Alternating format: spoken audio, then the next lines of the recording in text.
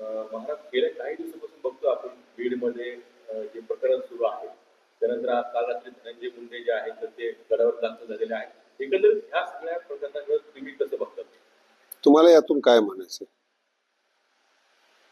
मला काय प्रश्न विचारायचे विचारा ना. याच्यामध्ये धनंजय मुंडे रात्री आलेले आहेत, त्यांच्याशी काही चर्चा झाली का आपली? हो, तास 2 तास आम्ही दोघं बोललो व्यवस्थित. राजकीय बोललो, सामाजिक बोललो, आध्यात्मिक बोललो. 2-2.5 तास चर्चा झाली त्यांची. त्यांच्या मानसिकतेचा आढावा घेतला मी आणि सगळं समजून घेतल्यानंतर मला असं जाणवलं की जो मुलगा राजकीय घराण्यामध्ये जन्माला आलेला आहे आणि पक्षाचे सगळे नेते ज्याचे बालमित्र आहेत, त्याची गुन्हेगारी पार्श्वभूमी नसताना त्याला गुन्हेगार का ठरवतात असं मला जाणवतं, असं मला वाटतं. कारण की इतक्या वर्षापासून तो जवळ आहे, गोपीनाथरावांचा पुतण्या आहेत, सगळ्या नेत्याबरोबर तो राहिलेला आहे आणि त्याची पार्श्वभूमी ही गुन्हेगाराची नाहीच आहे. त्याला जाणीवपूर्वक गुन्हेगार ठरवतंय असं मला वाटतंय. पण यात नुकसान आमच्या संप्रदायाचं इतकं झालं की गेल्या 700 वर्षापासून जातीवाद नसावा या मताचे ज्ञानेश्वर महाराज आहेत आणि जातीवाद नष्ट करत करत आलेला काही राजकीय स्वार्थी लोकांनी पुन्हा तो उफळून आणला. तो म्हणजे संतांच्या कार्यावर कुठेतरी पाणी फिरले असं मला वाटतंय. जाती सलोखा नष्ट होत चाललेला आहे असं वाटतंय. याच्यामध्ये या सगळ्या प्रकरणामध्ये अशी चर्चा होती की भगवान गड धनंजय मुंडेच्या पाठीशी आहे का, अशी चर्चा भक्कम पाठीमागे आहेत. केवळ पाठीमागे नाही येतो, भक्कमपणे पाठीमागे आहेत. 2 भाग आहेत त्याचे. जे गुन्हेगार असतील त्याचा शोध चालू आहे. मला अजूनही मीडियाला एक विचारावंसं वाटतं की ज्या लोकांनी हे प्रकरण केलं, निघून हत्या केली, त्यांची मानसिकता का बिघडली हे मीडियाने का नाही दाखवलं? कारण की अगोदर त्यांना जी मारहाण झालेली आहे ते पण दखल घेण्याजोगी आहे असं मला वाटतं.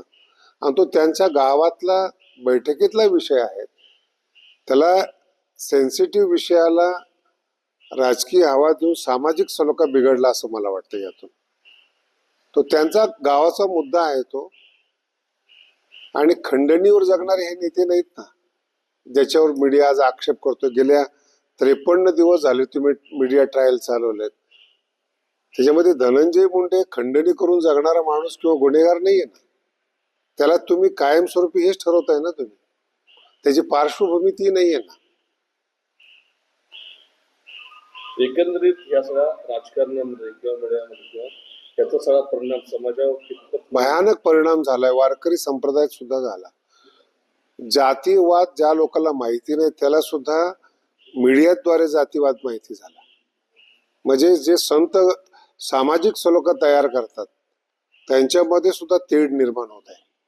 राजकीय स्वार्थ हा आमच्या दृष्टीने क्षणिक असतो. तो काही काळापुरता राजकीय फायदा असतो, तो कायमस्वरूपी राजकीय फायदा नसतो.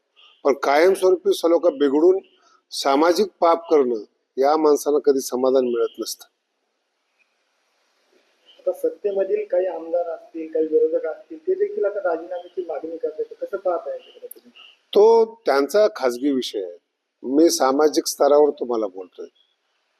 तो गुन्हेगार नाहीये धनंजय, हे मी 100% सांगू शकतो. आणि गड त्याच्या पाठीमागं भक्कम उभा आहे आणि पक्षाचे जे नेते आहेत त्यांना सुद्धा याची जाणीव आहे.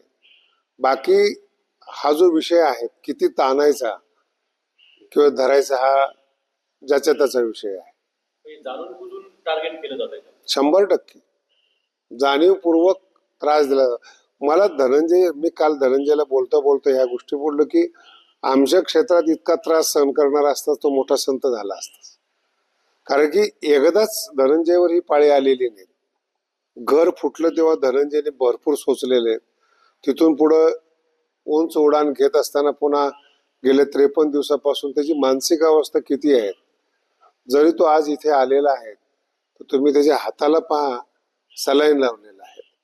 किती सहन करावं एखाद्या माणसाने.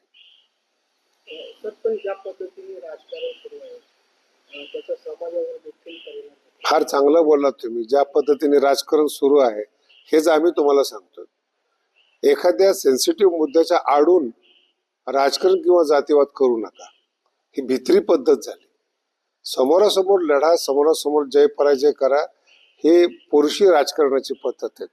एखाद्या मुद्द्या आडून तुम्ही आघात करू नका. ते चांगलं नाही आहे. आणि त्याचा फार काळ फायदा होईल असं मला नाही वाटत. कारण की गेल्या 30 दिवसापासून मी समाजामध्ये फिरतोय. त्यांच्या सुद्धा भावना माझ्यापर्यंत आलेल्या आहेत.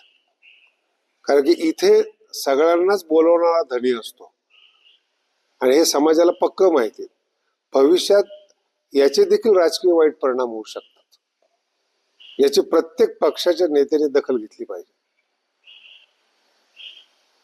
ज्या पद्धतीने आता दोन समाजामध्ये किंवा सामाजिक स्वास्थ्य जे आहे तर ते बिघडतं, तर अशी जर राजकारण सुरू राहिलं तर येणाऱ्या काळात कशी परिस्थिती? पण मला सुद्धा याच्यामध्ये असं वाटतं की मीडियाने सहकार्य करून जातीय सलोखा संत ज्याप्रमाणे समाप्त करतात तसं मीडियाने देखील याच्यात सहकार्य करावं आणि जातीय सलोखा बिघडू नये याची दक्षता घ्या.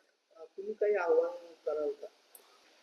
यात आव्हान करण्यासारखं काय आहे? फक्त जे नेते आहेत ज्यांच्या हातात, माझं फार प्रसिद्ध वाक्य आहे, डॉक्टर, नेते, गुरु आणि वकील चांगले मिळालं तर माणसाचं कल्याण होतं. याच्यात एक जरी माणूस चुकीचा मिळाला तर तुमचं आयुष्य उद्ध्वस्त होतं. तसं सामाजिक आयुष्य हे चांगल्या नेतृत्वामध्ये आहे. जेवढं नेतृत्व चांगलं असेल समाज स्वस्थ असेल. विकृत नेतृत्व समाजाला कधीही खड्ड्यात नेणारं असतं.